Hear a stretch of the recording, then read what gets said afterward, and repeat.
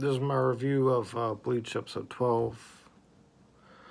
The music is Uryu explains the rules of the contest. Excellent, of course. Then it's followed by the sound of the sky cracking after Ichigo or Uryu crushes the hollow bait. And I thought that sound was fantastic. The choice was fantastic. It really sounded like reality was being assailed upon. Then the hollow that breaks through that Uryu initially kills is not that good because it's an arrow. It's supposed to pierce and they die, and instead the arrow goes into its head and then it gets electrocuted and then it dies after 5 seconds. I felt like that just dragged it on and was unnecessary.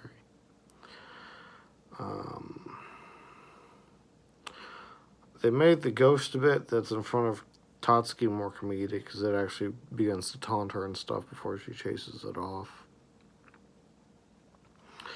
You can't praise the music of Bleach enough, especially in the first arc. There's a scene where Uryu is shooting a bunch of the hollows and he has his he's directing his arrows after they're fired and controlling them. One of them arches all the way in a different direction. I think that's a bit much. I don't know that he could do that in the manga. Maybe he could, but if not, I don't remember him doing it. But if he could, okay. But if not, then I think it's just a bit. Even if he does, then it's just a bit much to say that he can control them after releasing them.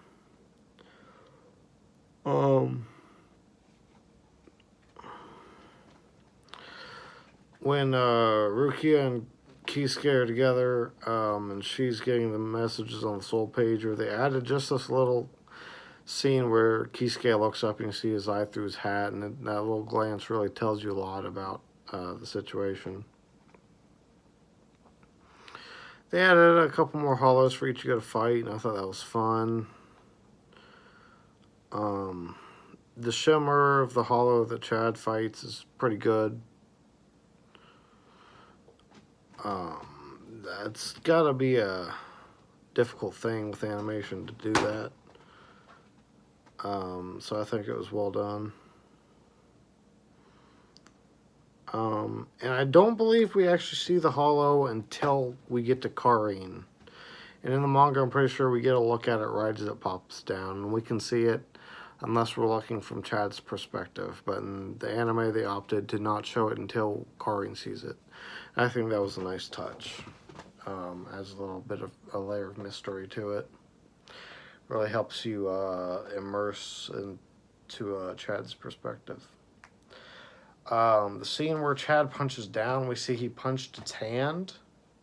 And you couldn't really tell what was happening in the manga, so I think that helped that scene. I don't know why he punches its hand, but whatever.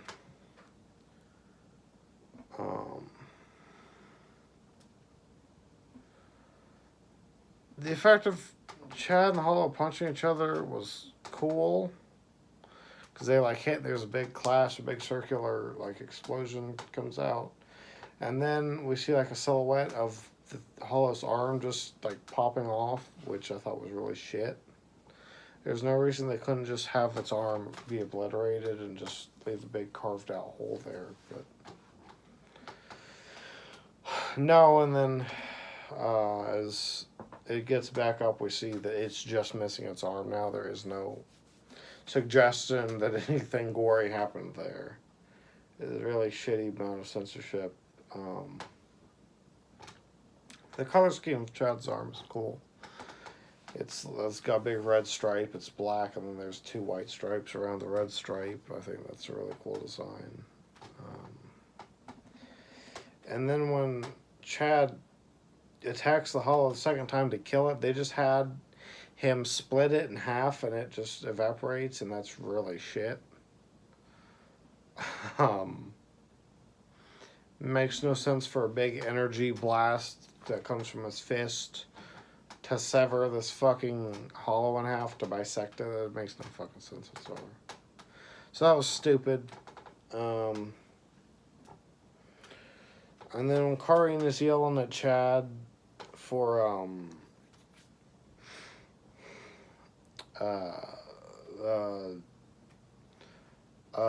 not being worried about himself being injured, I think that the voice actor did a really good job there, because Karin's obviously like a tomboy. You know, she's got more masculine tendencies. She plays sports. Her friends are mostly boys and stuff. So I think her voice actor having kind of that gruffer expression is really good acting. Expression, a gruffer tone to her voice, as opposed to having a little girl's voice like Yuzu does.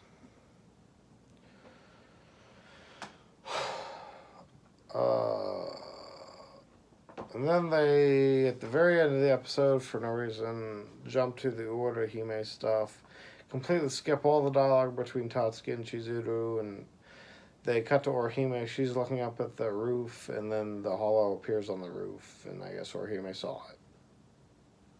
So, once again, they're really trying to I mean, this was 4 fucking chapters they just went through in one episode, so they're just... The anime staff was just flying through the manga's material. It's just... I can't imagine why.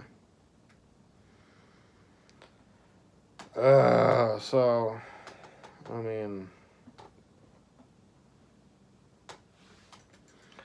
The manga's obviously superior here. I just don't like the way the anime censors and flies through the manga's fucking shit.